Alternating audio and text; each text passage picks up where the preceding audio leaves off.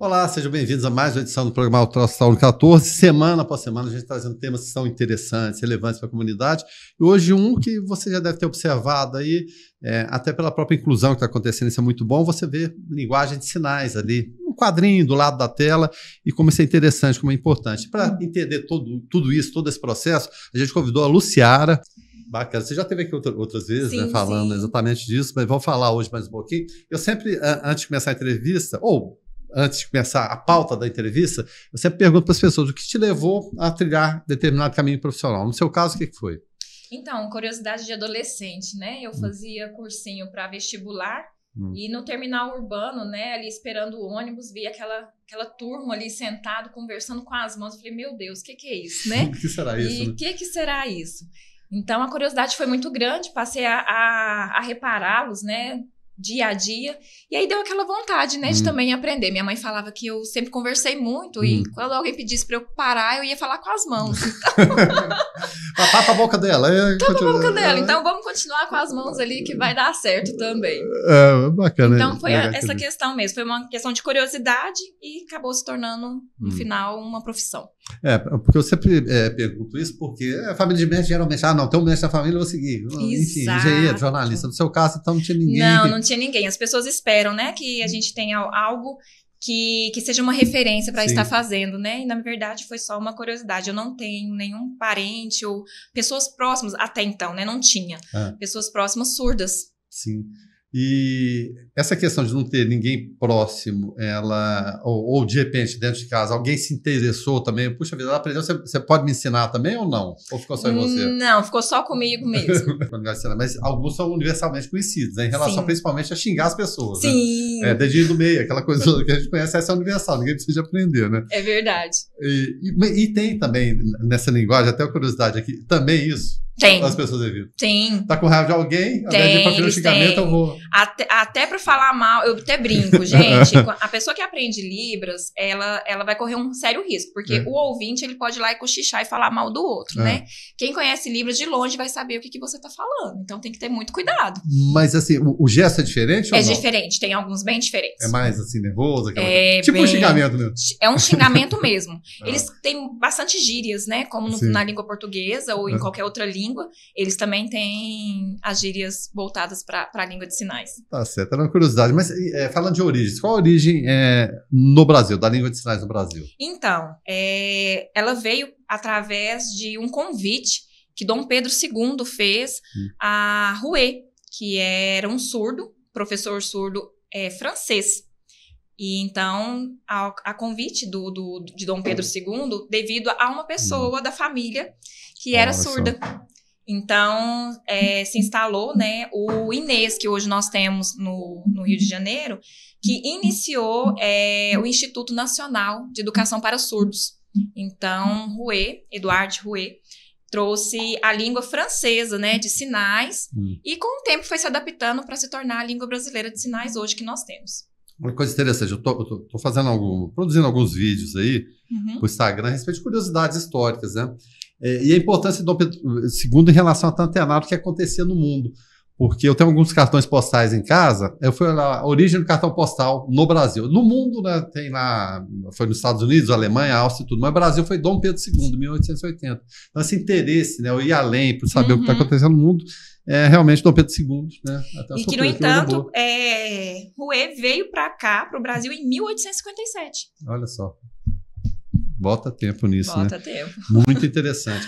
Em relação à diferença entre língua brasileira de sinais e língua portuguesa, todo mundo imagina o A é isso aqui? Isso, exatamente. Tá. Eu parei no A, tá? Tem alguma diferença ou não?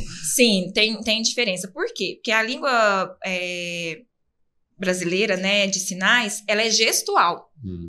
Né? Então, é toda feita na mão mesmo. Nós temos hoje a escrita, mas são códigos, né? E na língua portuguesa, não. É a oralidade e a questão da escrita. E já na língua de sinais, não. É a questão gestual. Onde, às vezes, fala assim, mas aí o A aparece com o A mesmo na escrita, na oralidade? Não. Nada a ver. São mecanismos que os próprios surdos entenderam que ali seria aquela letra que representaria a língua portuguesa como um empréstimo linguístico.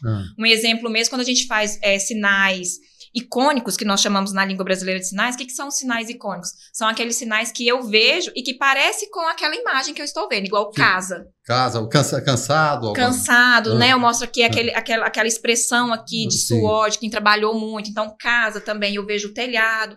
Então, são sinais icônicos dentro da língua brasileira, como se fosse um empréstimo na língua portuguesa. Sim. Mas, fora isso, essa diferença é porque ela vai ser gestual e a outra vai ser oral. E essa língua de sinais, ela se originou na língua oral?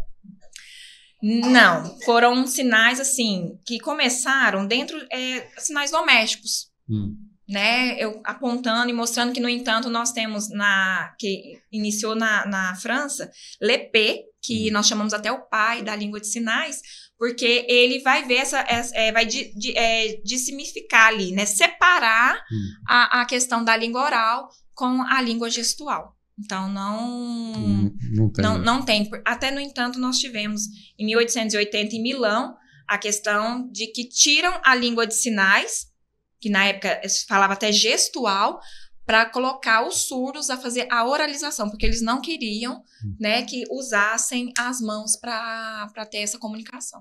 Às vezes até conceito de época, né? Sim. A gente tem que olhar sempre, lançar uma olhada histórica em cima daquele tempo, né? Por questão, eles olhavam que as crianças que nascessem com algum tipo de deficiência não poderiam herdar a herança, não teriam condições de continuar aquilo ali.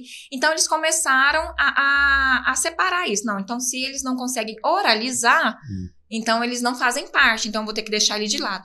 E aí, alguns pais né, vamos colocar aí de família mais poderosa, começaram a sentir, não, mas eu só tenho ele de filho. E aí, como é que eu vou fazer? Então, para não colocar essa questão gestual, colocaram os filhos a fazerem a oralização, porque eles poderiam dar continuidade, né, naquele patrimônio da família. Não, e até falando da linguagem de sinais, eu lembrei aqui que eu tenho um primo chamado Rogério. Ele tinha dificuldade para articular, né? Hoje ele fala, mas bem novinho, ele demorou para articular as primeiras palavras. Uma viagem que a gente estava fazendo de Anápolis para o Rio de Janeiro, isso lá anos 70, imagina, isso tem tempo, gente. E ele com fome. E meu tio, ele não gostava de parar, ele parava só para abastecer. E olha lá, né? Era diretão. E ele com fome. Aí você tem, na beira da rodovia, você tem até hoje tem aquele pneuzinho que representa a borracharia, tem um garfinho e a faca, assim, né? Aí na hora que ele viu ele bateu nas costas do meu tio, apontou lá, falou, Então, são formas de comunicação, né? Quer dizer, tô com fome, né, tio? Para aí, aí, preciso comer. Guilherme, da gente diferenciar por que a gente fala língua de sinais e não linguagem, tá? Tem. Você acha a mesma coisa, linguagem é toda a mesma coisa, né? Então, vamos lá. Essa questão que você acabou de fazer é uma linguagem. É uma forma de comunicação que as pessoas vão entender em qualquer âmbito. Né? E a língua não. A língua, ela tem todo um parâmetro, uma estrutura gramatical para que ela exista. Então, a língua de sinais, tanto brasileira, francesa, americana, ela tem uma estrutura gramatical. Então, a linguagem não. A linguagem é igual você fez. Na boca, comer. Eu já entendi que é comer. Né? Mas aí, quando você vai colocar no papel, como que escreve comer em português? Como que escreve comer em inglês? Você tem que ter uma base alfabética mesmo. Exatamente, porque a língua tem a semântica, a fonologia, toda uma estrutura gramatical. Por isso que a língua de sinais é considerada uma língua, porque ela tem toda uma estrutura gramatical. Aí veio a curiosidade, porque o Brasil você tem tio, você tem circunflexo, tu tem também na língua de sinais? Sim. Também da mesma forma? Sim, da mesma forma. Olha só, mas tem mais uma curiosidade aqui, gente. As libras, elas têm parâmetros? Sim. Se tem, quantos parâmetros são? São 5 parâmetros, né? E é uma forma até de articular o que significa esses sinais. Então, nesses 5 parâmetros, nós temos movimento, articulação, nós temos direção, expressão facial, né, que é uma das que demandam demais mesmo nos sinais essa expressão facial, porque muitas vezes o sinal ali eu tô fazendo e não tô tendo uma expressão facial, o surdo não vai entender. Ali, né? Exatamente. Eu brinco que a expressão facial dentro dos 5 parâmetros é o casamento, vamos dizer que esse é para sempre. Pode não existir o casamento para sempre, mas esse é para sempre, porque eu preciso da expressão facial ali dentro de cada sinal, porque senão o surdo, ele não tem compreensão. Porque o sinal ele pode ser feito, igual eu vou colocar aqui, eu tô contando uma piada e eu não tenho uma expressão facial. Peraí, isso não é uma piada. Todo esse sisudo e que piada é essa, né? Que não tem graça, exatamente, não tem graça. Eu acabei de perder um ente querido, mas eu tô sorrindo, contando, sem expressão facial. Então eu não senti essa perda, né? O fato, às vezes, no jornal mesmo, mostrar tanto as coisas boas como as coisas ruins. Eu tenho que ter essa expressão para mostrar a seriedade. Sim. Né? Então, o tom formal, ele é necessário, o tom informal também da mesma forma. Exatamente. Quando estamos encenando um teatro, uma música, tudo está no tom de quem é oralizado, de quem solta a voz. Então, para nós, intérpretes, e para os surdos, é a questão da expressão facial.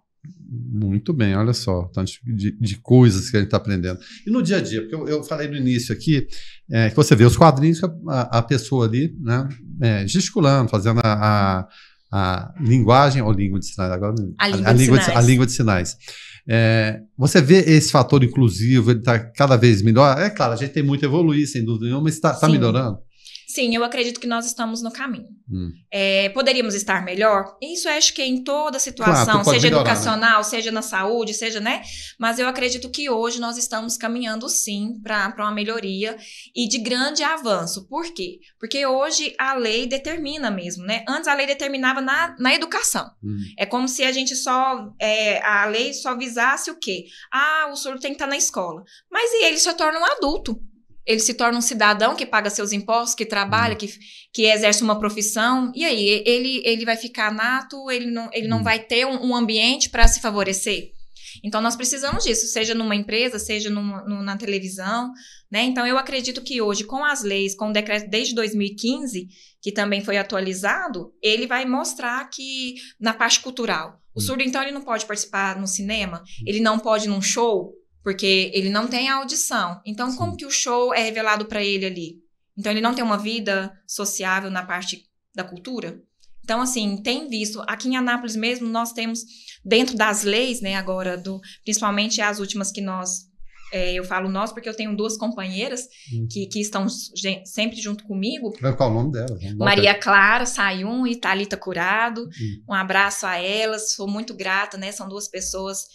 São excelentes profissionais e a gente tem trabalhado bastante na área da cultura, nos shows que tem tido aqui em Anápolis, no teatro. Tem tido uma efusão muito, assim, favorecível para esse sentido. E algumas pessoas que chegam em vocês, assim, no dia a dia, sabem que, de repente, você é uma professora. De querer aprender também? Sim. Tem muito desse Nossa, a procura é muito grande.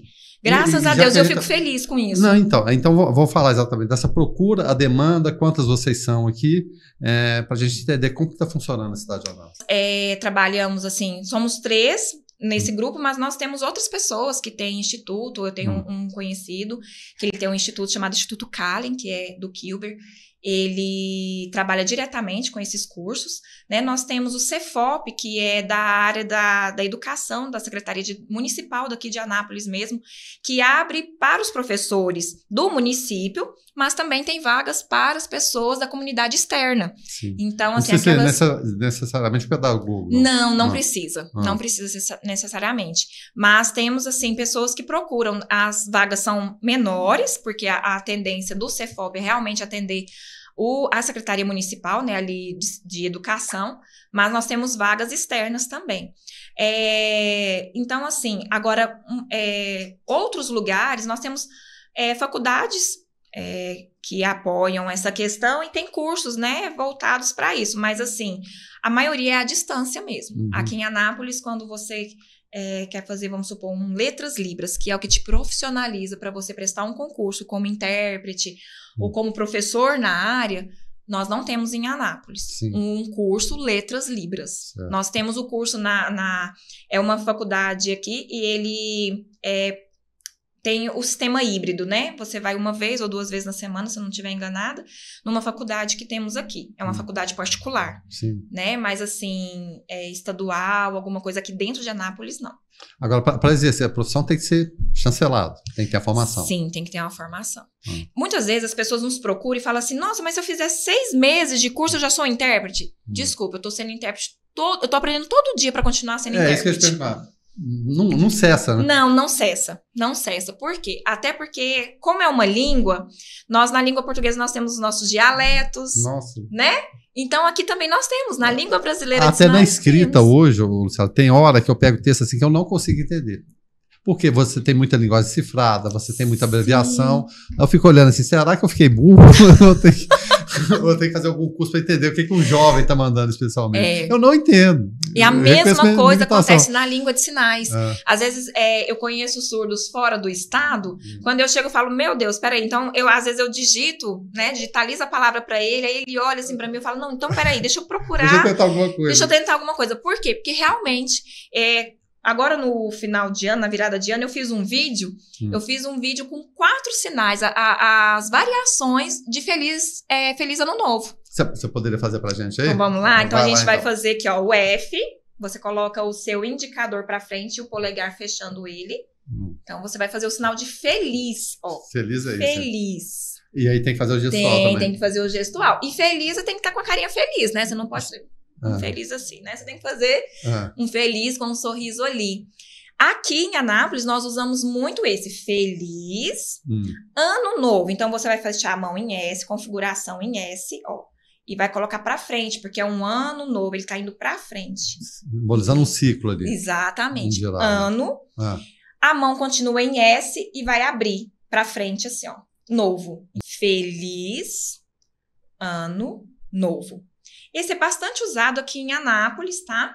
Tem esse também, você vai fazer feliz novamente, feliz, e vai fazer com a mão aqui, ó, fechadinho, o polegar pra dentro, e ó, como se estivesse abrindo um champanhe. Ó o detalhe. Ó o detalhe, ó. Né? Então, ó, feliz ano novo.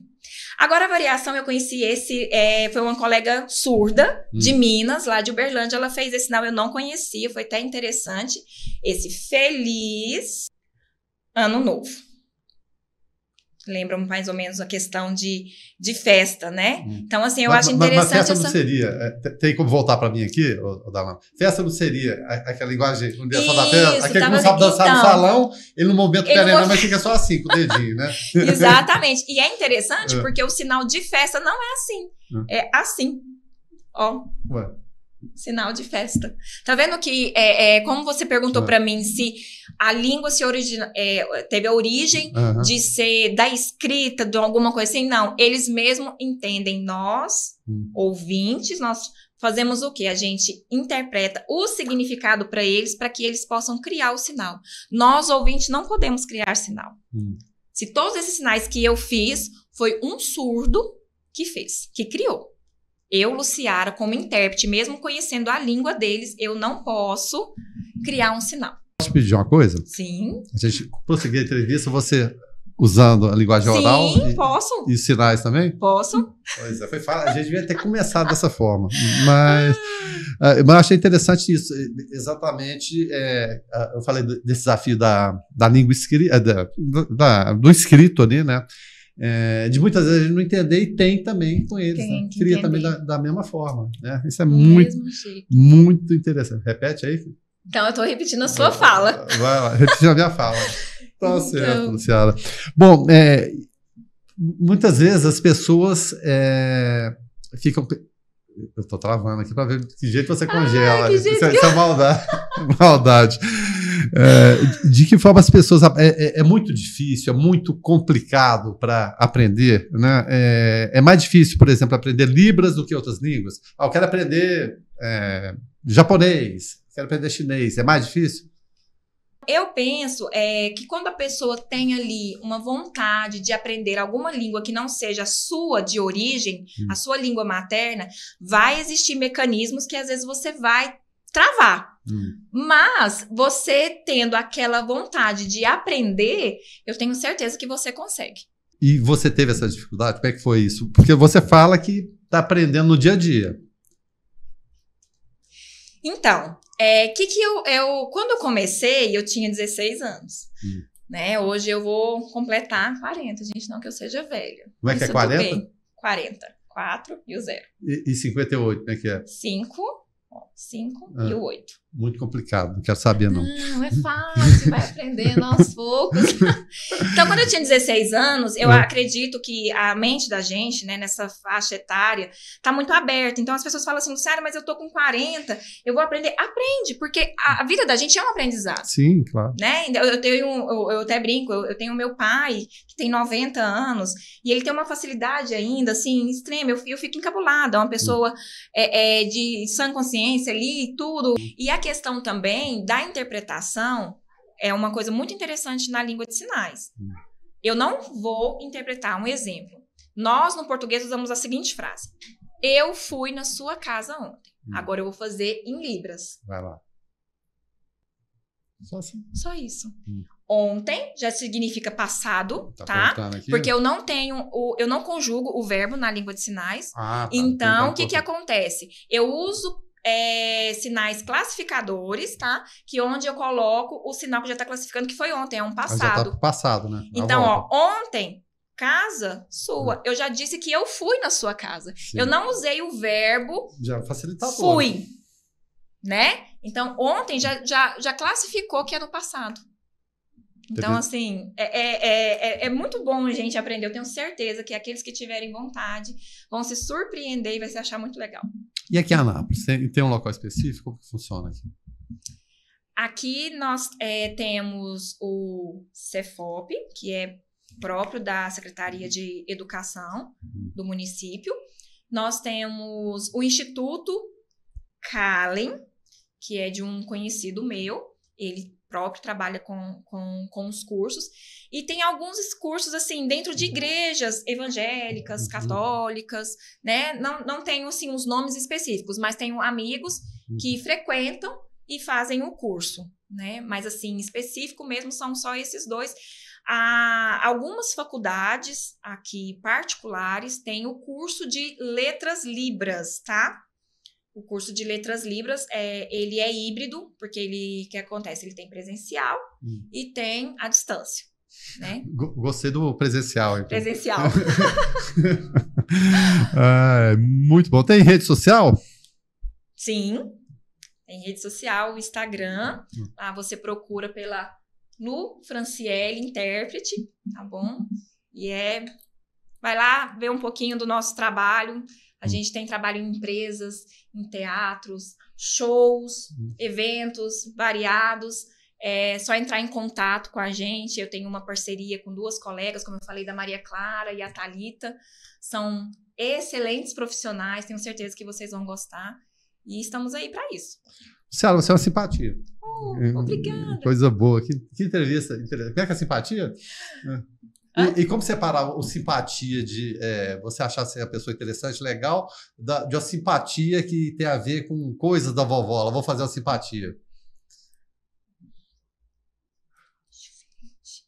Pessoa legal. Pessoa legal. A da vovó eu já vi que mexeu alguma coisa no tacho, né? Que mexe com alguma coisa, que faz, que lembra a história da vovó, alguma coisa assim. É diferente essa simpatia. Então, uma pessoa legal, né? Para os surdos aqui, ó. Vou fazer a configuração em B, tá? Ou o número 4 e jogo aqui para frente.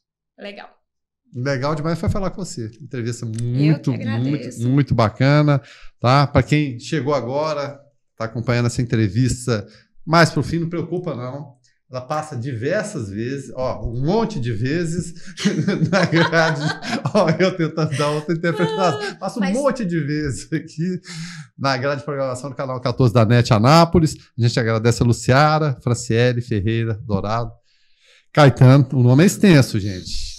Fica mais fácil só o Luciara ali, né? E é claro, você pode acompanhar essas reprises no nosso canal do YouTube também, tá? Programa Alta Astral 14. Mais uma vez, muito obrigado a Luciara, a você, amigo assinante. Até logo mais. Esse é fácil. Esse é fácil. Tchau.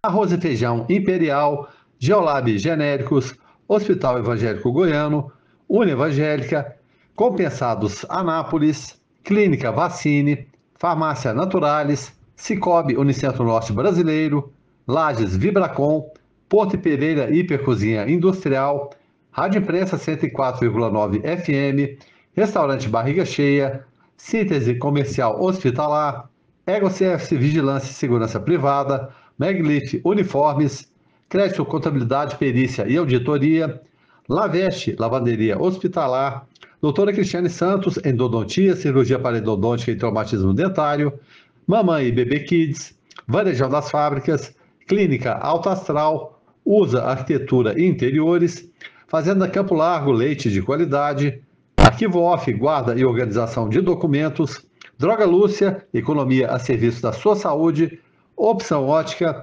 Mega Estúdio, Colheita do Sul, vinhos, sucos e espumantes, produtos por casa, tornando seu dia a dia mais prático, Golden Cred, assessoria, Reserva de Goiás, produtos alimentícios, a Evo, soluções em serviços, Grantec, engenharia hospitalar e Strategy, segurança e medicina do trabalho.